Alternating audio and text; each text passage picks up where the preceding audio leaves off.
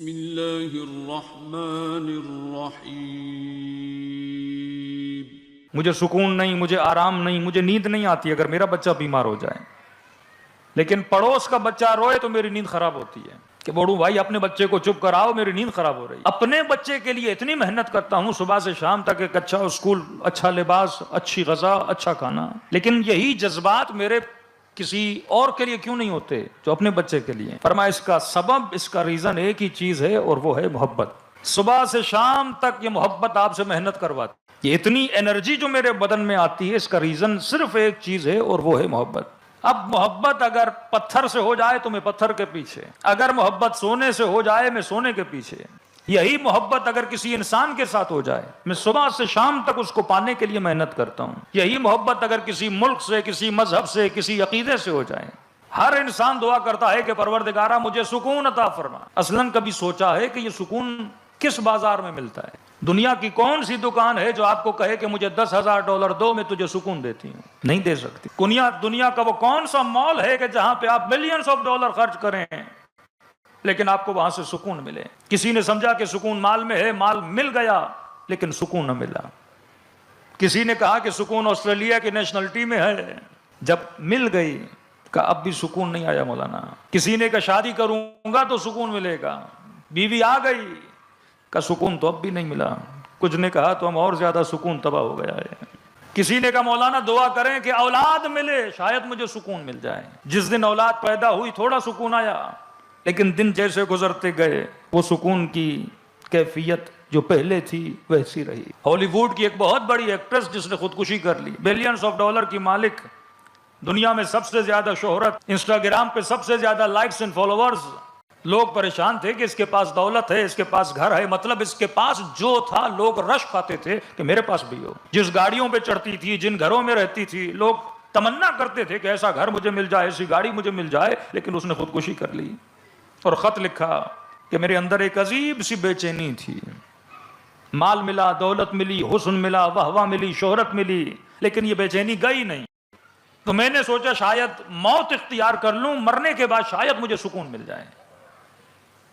اب اللہ عالم اس کو ملا کہ نہیں ملا۔ تو دنیا کی سب سے قیمتی ترین چیز اگر آپ سے بولا جائے نا کیا ہے، وہ نعمت سکون ہے۔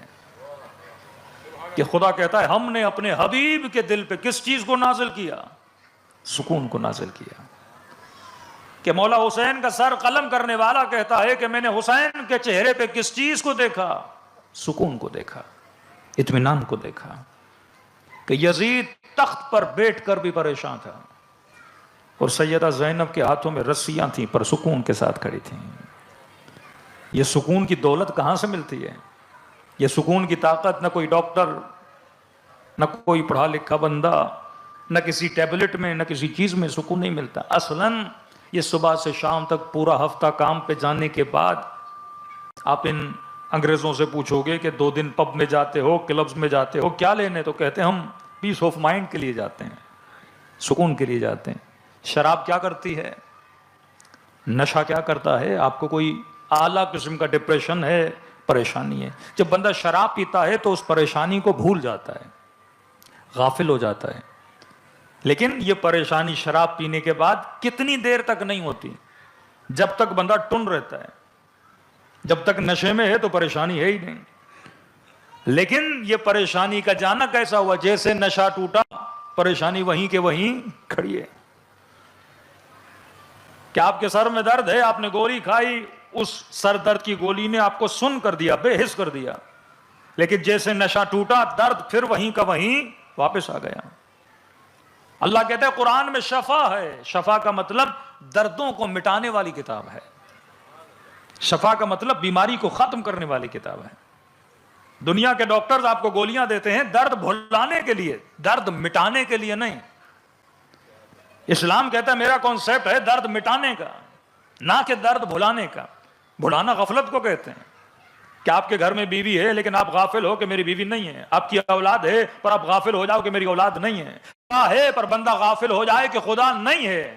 میرے غافل ہونے سے چیز دور نہیں ہو جاتی۔ کہ مثلا یہ گلاس میرے سامنے ہے لیکن میں غافل ہو جاؤں کہ گلاس ہے ہی نہیں، تو میرے غافل ہونے سے گلاس اپنی جگہ سے تو نہیں ہٹتا، یہ تو وہیں کا وہیں پڑا ہے۔ تو دنیا کی کوئی بھی ایسا بازار نہیں ہے، کوئی بھی ایسی دکان نہیں ہے، کوئی بھی ایسا مال نہیں ہے جو اس دنیا میں آپ کو سکون عطا کرے۔ الا بذکر اللہ تطمئن القلوب، کہ اللہ کے ذکر سے دل مطمئن ہوتے ہیں، دل سکون پاتے ہیں۔ کتنی میٹھی بات ہے کہ اللہ کے ذکر سے دل مطمئن ہوتے ہیں، لیکن جوان نے کہا مولانا اتنا ذکر کیا دل ہو ہی نہیں رہا۔ الصلاۃ تنہی عن الفحشاء والمنکر، نماز فحشاء سے بچاتی ہے، گناہوں سے بچاتی ہے، بدکاریوں سے بچاتی ہے۔ کہ مولانا نماز پڑھ بھی رہے ہیں لیکن پھر بھی گناہ کر رہے ہیں۔ وہ کون سی نماز ہے جو مجھے منکر سے بچائے گی؟ وہ کون سی نماز ہے جو مجھے فحشاء سے بچائے گی؟ وہ کون سا ذکر ہے جو میرے دل کو مطمئن کرے گا؟ تو آپ نے راز سکون کو سمجھنا ہے کہ سکون کس چیز سے ملتا ہے۔ کہ شروع دن سے کہہ رہا ہوں کہ انسان اسی لیے ہے کیونکہ اس کا مقصد ہے، اور مقصد وہ ہو جو تابع عقل ہو۔ اب محبت سے انسان بچ نہیں سکتا۔ کسی نے میرے چوتھے امام زین العابدین علیہ الصلوۃ والسلام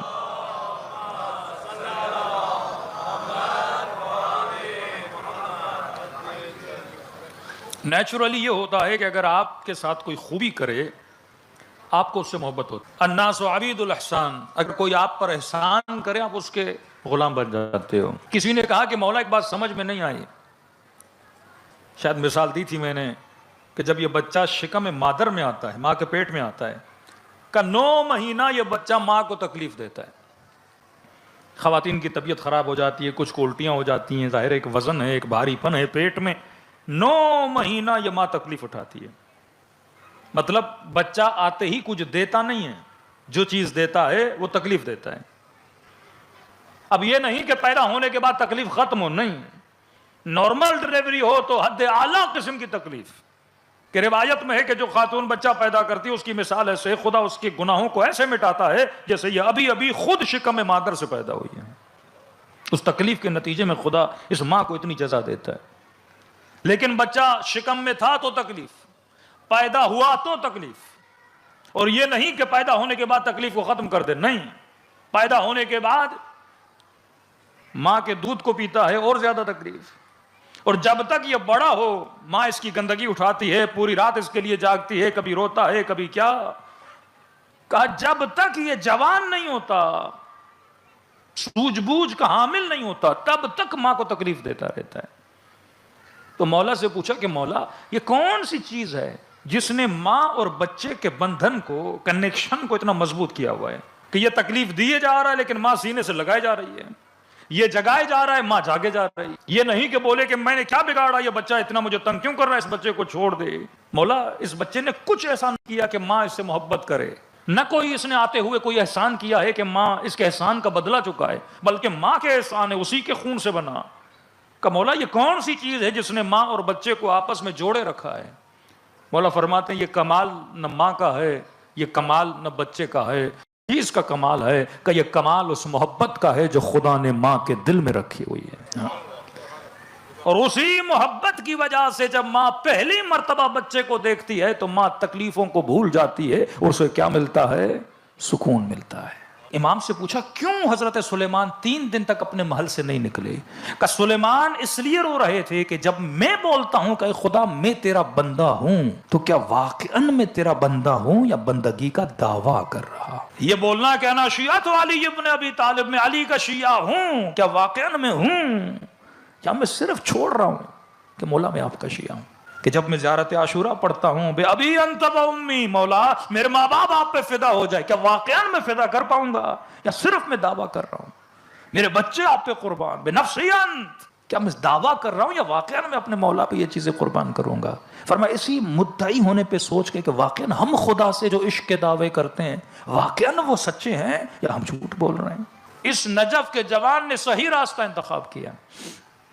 استاد گیا اس کا رشتہ لینے، اس نے پوچھا لڑکا کیا کرتا ہے؟ کہ یتیم ہے، میں نے پالا ہے، بڑا کیا ہے۔ کہ وہی جو کھانستا رہتا ہے؟ کہ ہاں وہی۔ کہ نہیں، ایک تو غریب ہے دوسرا بیمار ہے، میں اپنی بیٹی نہیں۔ استاد آیا کہ بیٹا اب ظاہر ہے اس کی بیٹی ہے، اختیار باپ کو ہے، نہیں دے رہا۔ اس نے کہا استاد میں نے دیکھا ہے میں جی نہیں پاؤں گا۔ کہ طالب علم ہو؟ کہ کیوں نہیں دے رہا؟ کہ کہہ رہا غریب ہو اور بیمار ہو۔ سیدھا مدرسے سے نکلا امیر المومنین کے حرم میں، کیا کہنے لگا مولا غریب ہوں تو میرا کیا قصور، بیمار ہوں تو میرا کیا قصور؟ مولا میں کسی چیز کو پسند کر رہا ہوں، مجھے کیوں نہیں مل رہی؟ ہم مجھے کہتے ہم نہیں دیتے، مجھے غربت کا تانا تو نہ دیتے، مجھے بیماری کا تانا تو نہ دیتے. کہتا ہے کئی دنوں تک صحن حرم امیر المومنین میں روتا رہا.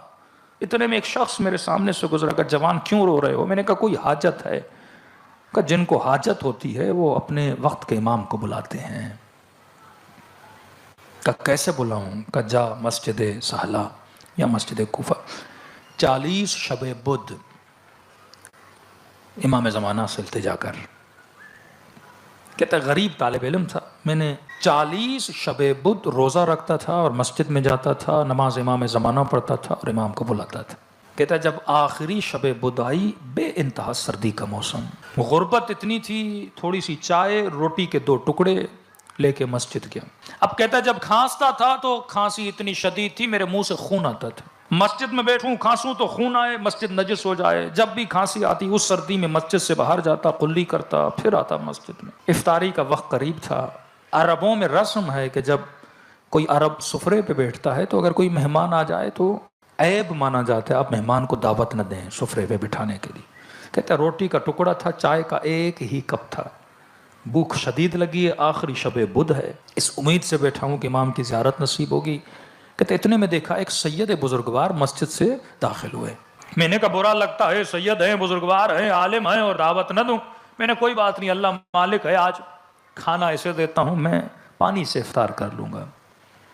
کہتا ہے ان کو کہا کہ تشریف لائیے. وہ سید سفرے پہ بیٹھے. میں نے کہا بسم اللہ. روٹی کا نہیں میں نے کھانا نہیں کھانا. میں نے کہا چائے پیجیے. انہوں نے کہا نہیں، ہمیں چائے پینے کی عادت نہیں ہے. یا اکثر ملتا ہے کہ ہم ان فضولیات سے دور ہیں، لیکن اگر تم اصرار کر رہے ہو تو تمہاری خاطر ہم تھوڑا سا پی لیتے ہیں. کہتا اس نے اتنا پیا کہ صرف ان کے ہونٹ اس چائے کے پانی کے ساتھ مس ہوئے اور کپ رکھا اور مجھے کہا کہ پی، تجھے روزہ ہے. کہتا میں نے پھر وہی چائے کا کپ جس سے ان کے ہونٹ مس ہوئے میں نے تھوڑی گھونٹ لیا. کہا کہ جوان یہاں کیوں بیٹھے ہو؟ کہ اپنے مولا کے انتظار میں بیٹھا ہوں. کہ کیا چاہیے تجھے مولا سے؟ کہا کچھ حاجتیں ہیں. کہ بتا کون سی حاجتیں ہیں؟ کہا ایک تو غریب ہوں اور کسی نے مجھے غربت کا تانا دیا. فرمایا امیری تمہارے لیے بہتر نہیں، مصلحت ہے کہ تو غریب رہے. امیر ہوگا تو اہل بیت سے دور ہو جائے گا. تیری دوسری خواہش تھی کہ تیری اس لڑکی سے شادی ہو جائے. ہم دعا کرتے ہیں کہ تیری شادی ہو جائے. اور تیری تیسری خواہش تھی کہ تو بیمار ہے، تو کھانستا بہت ہے، اللہ نے تجھے شفا دے دی ہے. کہ یہ کہہ کر وہ اٹھ کے چلے گئے.